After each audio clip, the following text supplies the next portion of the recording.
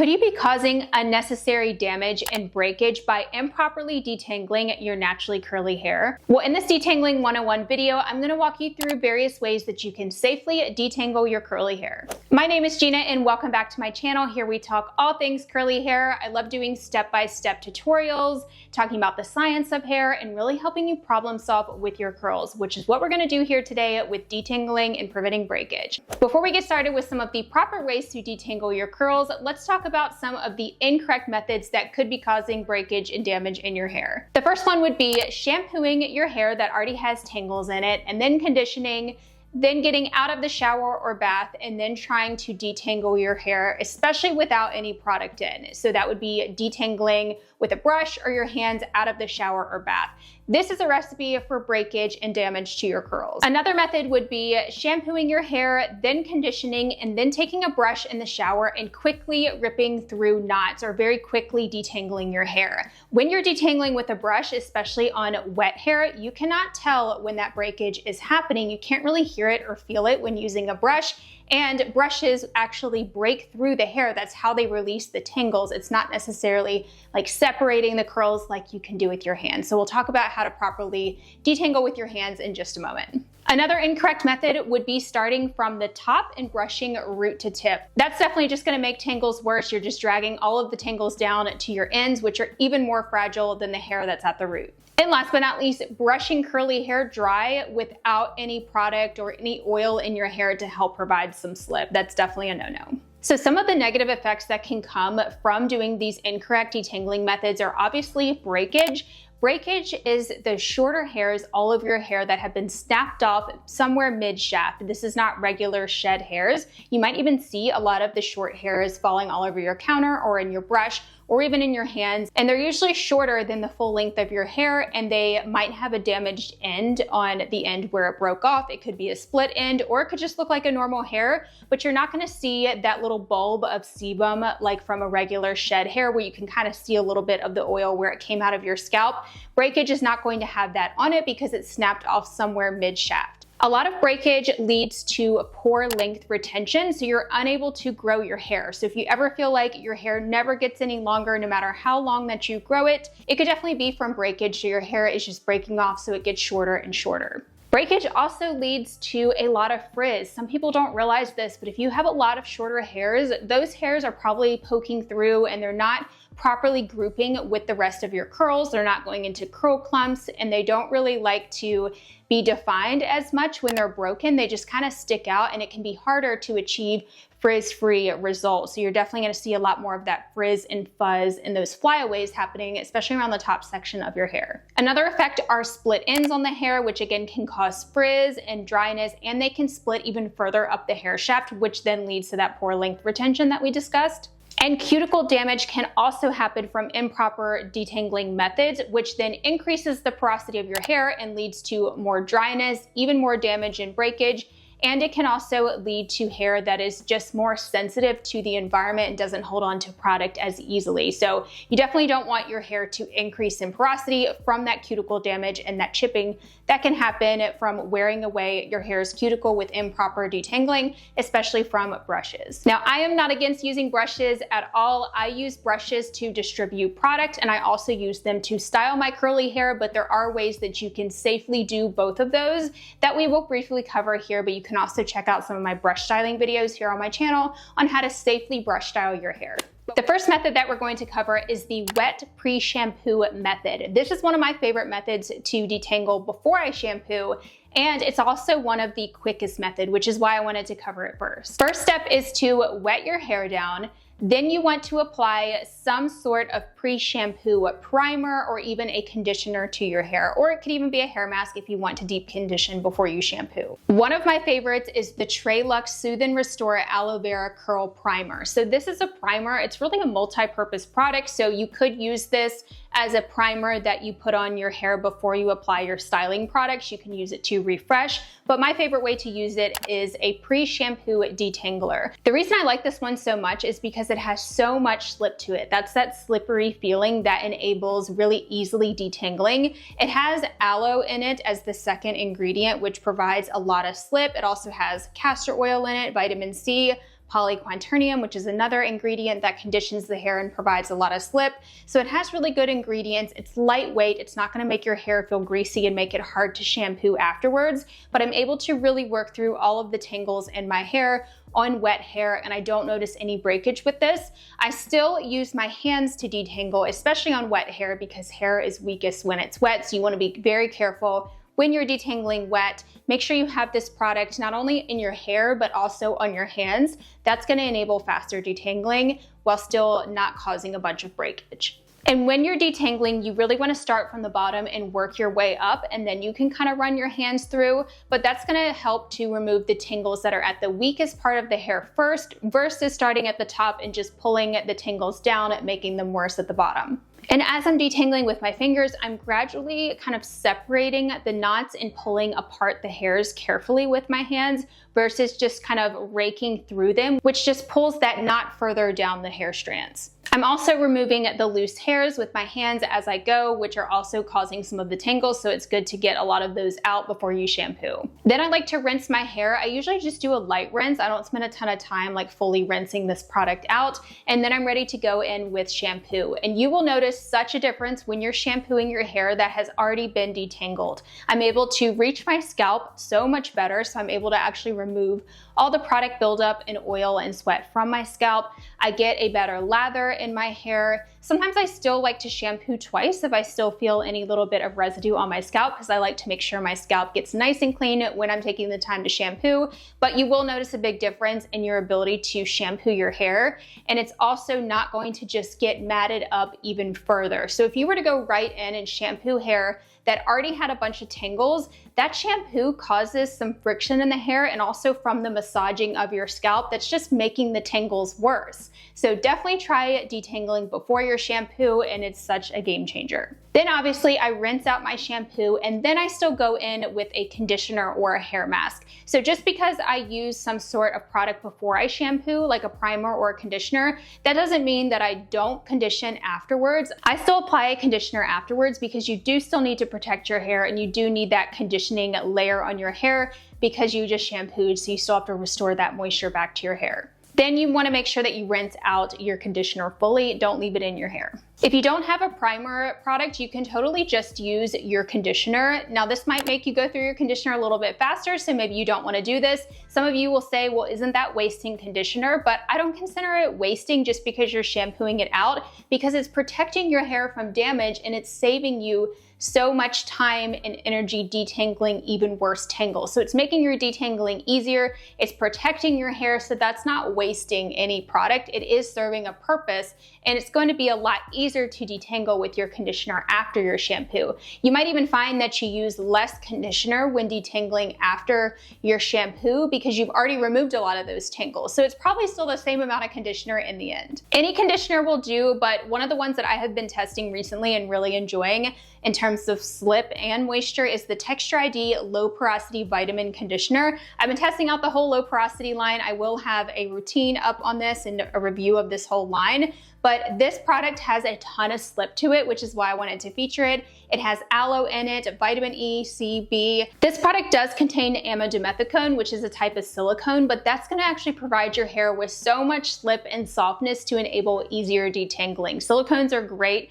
for people who have damaged hair, for people who struggle with a lot of tangles. They help to soften the hair and really condition the hair. And you're not gonna get buildup from it as long as you're someone that's not exclusively co-washing and you're never using like a regular shampoo. So there's obviously pros and cons with all of these methods. Some of the pros of this wet pre-shampoo method is obviously it's very fast. You're able to hop in the shower and do it all there. This method also will help to rinse away the existing stylers that are in your hair from your last wash day, which can then make it easier to detangle. So obviously when our hair gets wet, it does loosen our curl pattern. Our hair can even look straight, and that's going to enable the tangles to come out easier than when your hair is super tight and coiled. Some of the cons of this wet pre-shampoo method is our hair is weakest when it's wet, as I mentioned. You do have to be very careful when you're doing this method and doing any sort of detangling on wet hair. But using your hands to detangle wet hair is definitely better than a brush, but you might not feel and hear the tangles or the snags that are happening when your hair is wet like you would when it's dry. And another con is it's obviously an extra step in your routine, therefore taking up a little bit more time, but I would argue that it still saves you time because you're doing less detangling after shampoo, so it probably nets out to be the same anyways. The next detangling method that we're going to cover is the dry pre-shampoo oil method. And that is when you use some sort of hair oil to detangle your curls while they're dry. This has many benefits, one being that our hair is strongest when it is dry, so it's less likely to break, but not for everyone. We will get to that.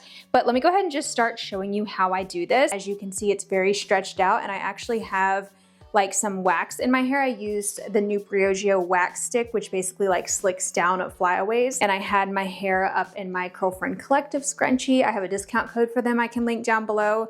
Those are ideal for tying up your hair without getting breakage because they don't cause breakage. And then I just use that wax stick. So before I get started, I am going to use an oil. I'm using the Briogeo Scalp Revival Rosemary Pre-Wash Oil. This is designed to be able to use on the scalp or on the hair. I don't really like doing scalp oiling though. I don't find it necessary, but I do like using this on the hair because this contains coconut oil as one of the first ingredients. And you do want to look for an oil that contains coconut because it's one of the few oils that has actually been studied to help fill in the gaps in our hair's cuticle because it is highly penetrating. Coconut oil really soaks into the hair, and so it's going to help protect our hair during the shampoo process. So you don't want to apply too much. I just do a couple of drops of that. A little really does go a long way, and we're not completely saturating our hair in oil. It's just like a coating to give your hands enough of that lubrication there to actually be able to get through the knots. You can also do this in sections, and I already have some oil on my hands, but you can apply a little bit more and just gradually work through the knots. And again, you want to start from the bottom and then work your way up. And then if you come across any snags or any areas that have a bad knot, you'll want to just gradually separate them, not rip through them. And by doing this, you're able to actually feel where those knots are. Unlike with a brush, you can't really feel anything and the brush is just ripping through them. But with your hands, you're able to actually feel every little snag that happens and prevent that from happening. And I'm able to remove the loose hairs, which is a big part of why the hair is tangled in the first place. But another advantage to this method is it can help to soften your hair to make the tangles come out easier because oil makes the hair softer.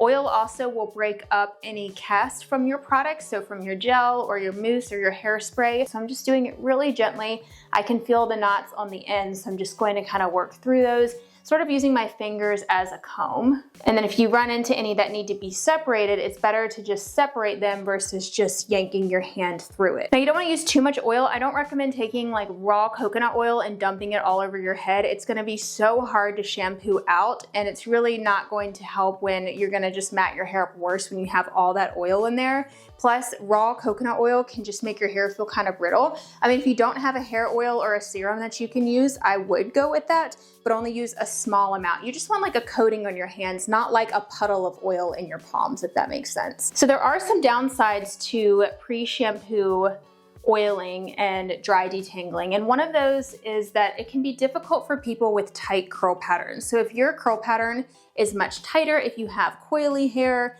it's going to be harder to get through your hair while it's dry just because of that tight curl pattern. It's going to knot up more no matter how much oil that you apply. Now you could definitely still try this method. Now my curl pattern is like stretched out because of it being up in the bun, which is also making it a lot easier to get through. Another downside is if you have a lot of product buildup, residue, or a hard cast, like I mentioned, it's gonna be difficult to get through. Now my hair is all detangled and it's ready to go shampoo. But one other downside to dry detangling like this is it's obviously an extra step. So this is something I have to do before I go and wash my hair. You want to let this oil sit in your hair to where it can soak in. That way you're not having a hard time shampooing it out, and you want it to be able to do its job. So you do want it to absorb. So however long that takes for your hair, maybe it's just 5 minutes, which is what I'm gonna do. But another method is to apply it the night before bed. And then after you let that soak in your hair and it's fully absorbed, or at least somewhat absorbed, the next step would be to go in with your shampoo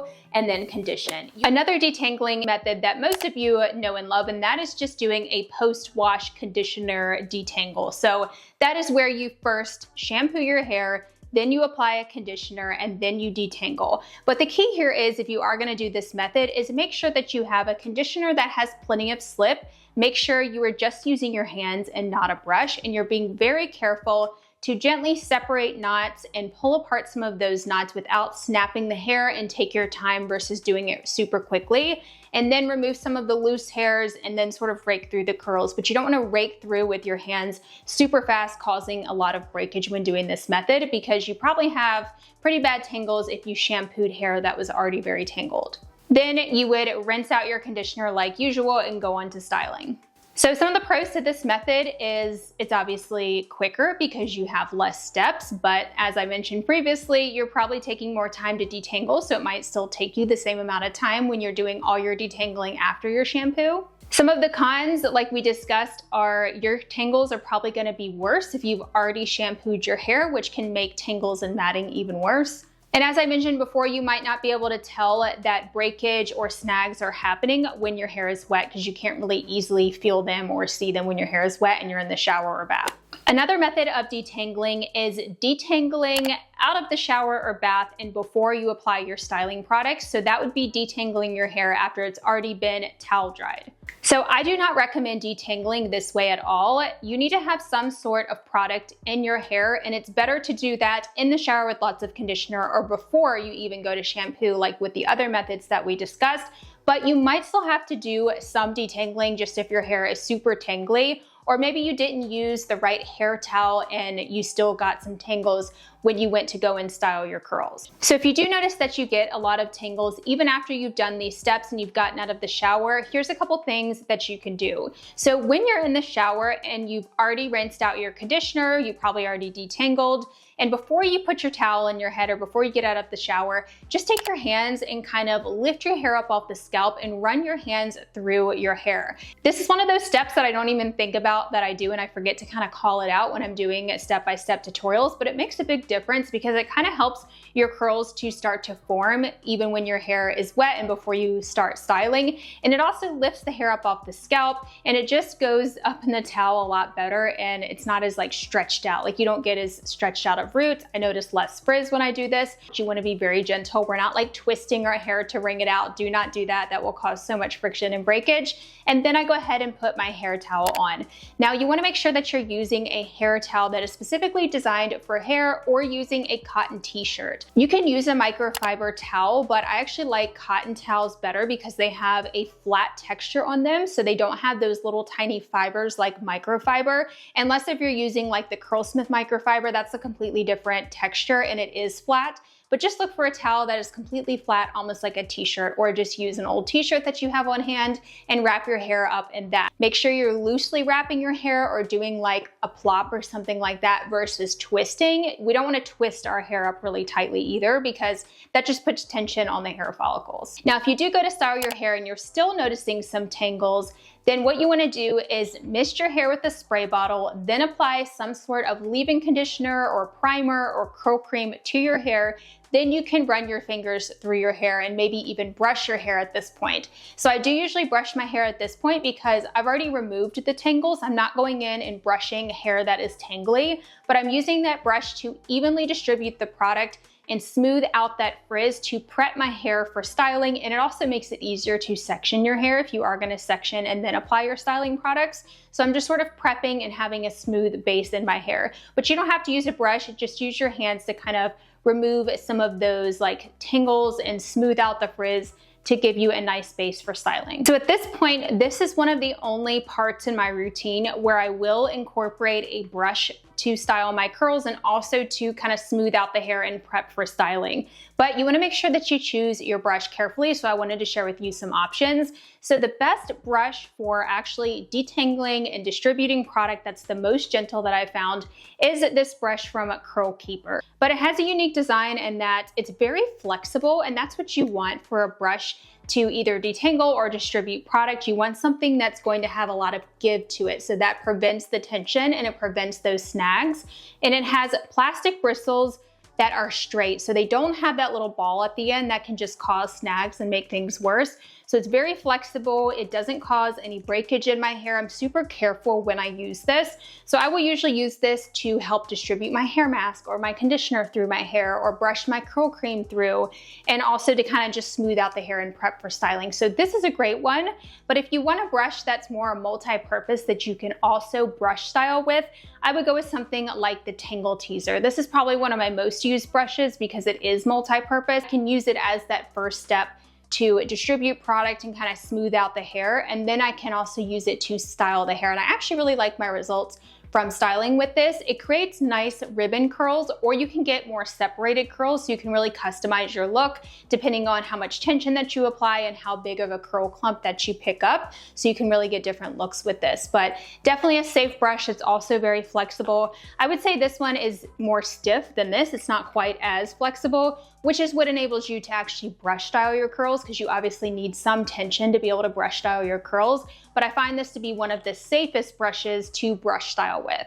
What you would want to avoid in a brush is a boar bristle brush or anything that is super dense. I know I recently reviewed the Bounce Curl Edge Lift brushes. Those are great for styling, but that is not something that you would want to use to detangle your hair. You could use it to distribute product as long as your hair is fully detangled, but those very dense brushes are more for styling, and I would not use them to detangle. The last detangling method that I wanted to discuss is when you're detangling on refresh days, so next day hair and non-wash days. It's really not recommended to detangle your hair on a refresh day, and in fact, it's normal for us to have tangles in our hair. Curly hair is naturally more tangly. It's not going to stay completely smooth and tangle-free all throughout the week, and especially because our loose hairs can't fall out normally and just fall to the ground like someone with straight hair. They actually get stuck in our hair because of the spirals and the curl pattern. They don't easily fall out. So it's normal for your hair to not be completely tangle free, and you don't necessarily have to remove them.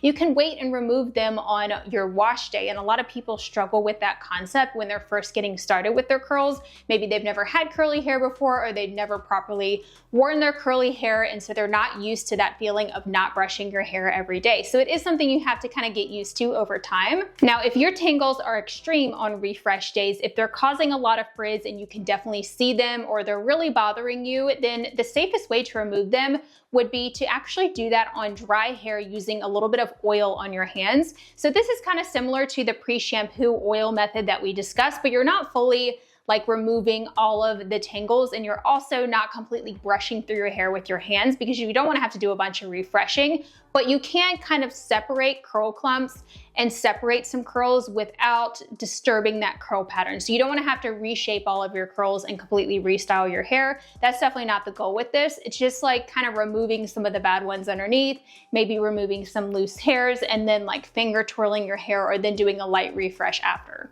And I would say if your hair is super tangly and you can't do like an easy dry detangle method like I just mentioned, then it's time to just go ahead and wash your hair, especially if your hair has product residue or buildup on it. If your scalp is dirty, just go ahead and wash your hair. It's not the end of the world. And you don't have to stretch your hair for a week or 5 days if you can't to go and wash it again. Just go ahead and wash it. That way you can remove the tangles and start over. Now, if you do want to do a refresh and your hair is still salvageable, you don't have product buildup, and your scalp is still fairly clean, then you can use a product like Curlsmith Shake and Shine. This is a curl refreshing mist that has a lot of slip. This actually has aloe in it, water, and a bunch of oils and hyaluronic acid. So it's a biphase product.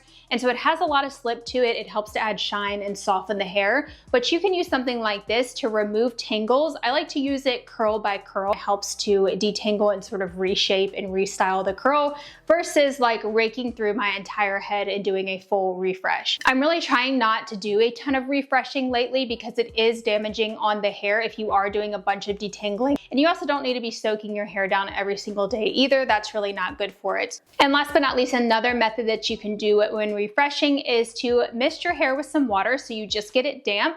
And then you can use a leave-in conditioner or a curl cream. I also like to mix it with a little bit of water.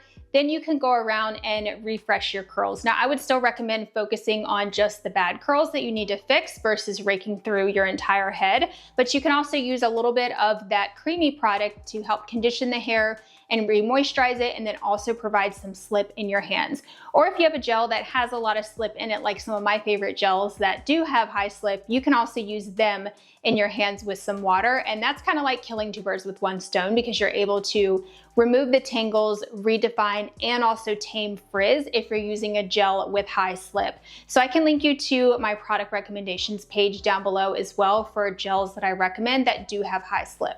Let me know down below which detangling method is your favorite, or if there's one that you're going to try, and let me know if it works for you. And be sure to check out the description box down below, because I will link you to all of the products that I recommend, as well as the shop page, so you can see all of my product recommendations and filter by your specific needs. If you want more help with your wash day, check out the video that I did sharing 6 wash day mistakes. There are so many mistakes that you might be making and alternatives that you can try to make your wash day so much easier, to prevent damage and breakage. I walk you through how you can pre-treat your hair for shampooing, prevent a lot of tangles and breakage when you're shampooing, and much more. So I will have that video linked here on the screen, and I will talk to you over there. Bye everyone.